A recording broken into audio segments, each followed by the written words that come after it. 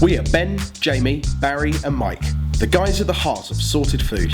In this series of videos, we look at some of the most popular recipes that feature Lea Perrins Worcestershire sauce.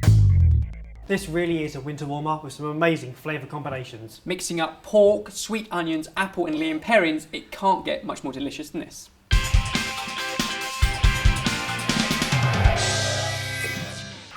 This is an absolute favourite. We've got some pork sausages we're going to pan fry off, then in a separate pan, pearl onions, leek, cider and Lea Perrins Worcestershire sauce. And once that's cooked, we can then add in potato and butterbean. So a really substantial filling dish. A lot of peas, potatoes, pork and pearl onions. And we're going to pan fry them. Perfection. First up, pork sausages. These are good quality pork sausages. All we need to do, another pea, give them a prick. Otherwise, as the meat cooks and they heat up, they do tend to pop. So they can go into the pan. And the reason I'm going to cook these separately, you could grill them if you want, but it's to get a nice colour on them, but without them breaking up. In the main pan, we're going to put everything else in. So everything else starts with leek. If you can take the top off and the bottom off, slice down the middle and everything else just slice up nice and fine. And while you do that, I'm going to look at our pearl onions. So top and tail, and then basically you just want to take that papery membrane off. And it's a bit fiddly, but it's definitely worth the effort because there's so much sweet in the regular onion and we can keep them whole. So all of our pearl onions peeled and into a pan.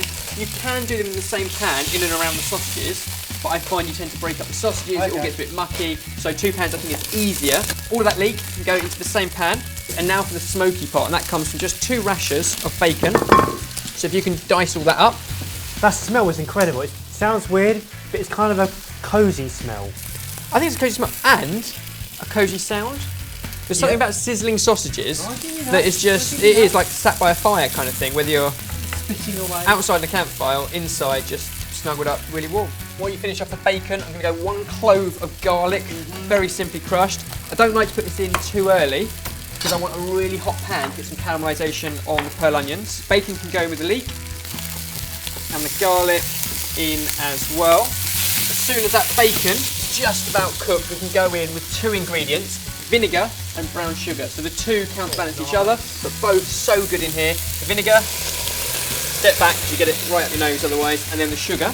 And then in with some flour, that's going to help thicken it. But as soon as that's good, then we can go in with cider. And you kind of want to add it in a little bit, give it a stir, just don't get any lumps out of that flour. Then we go in with plenty of Lea Perrins. And it's that kind of combination that works so well. Yeah.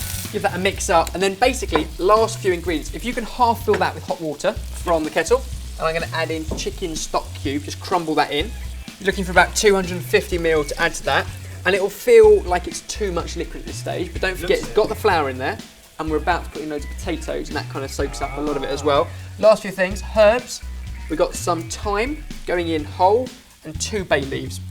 Now we add in our sausages. If you are doing it in one pot, obviously they're already in there, but I think this way gives a much better end result. All we need to do now is add our spuds. So all we're going to do is just slice some skin on. It's quite a chunky dish. Obviously the sausage is still whole, the pearl onions are whole, and these potatoes should be, as long as they're all the same size, like that, into our casserole as well. Does it matter what potato? No, but not a new potato.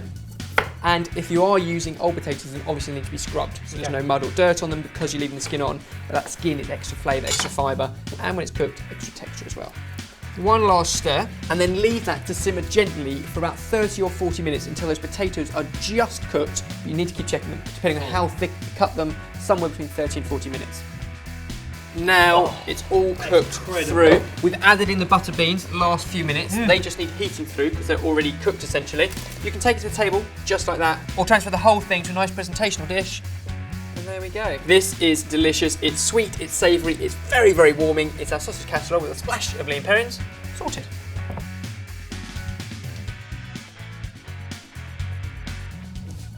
Oh, so good. Sausage and bean casserole, winner every time. If you want to give this a go at home, then click on the link below for the full recipe.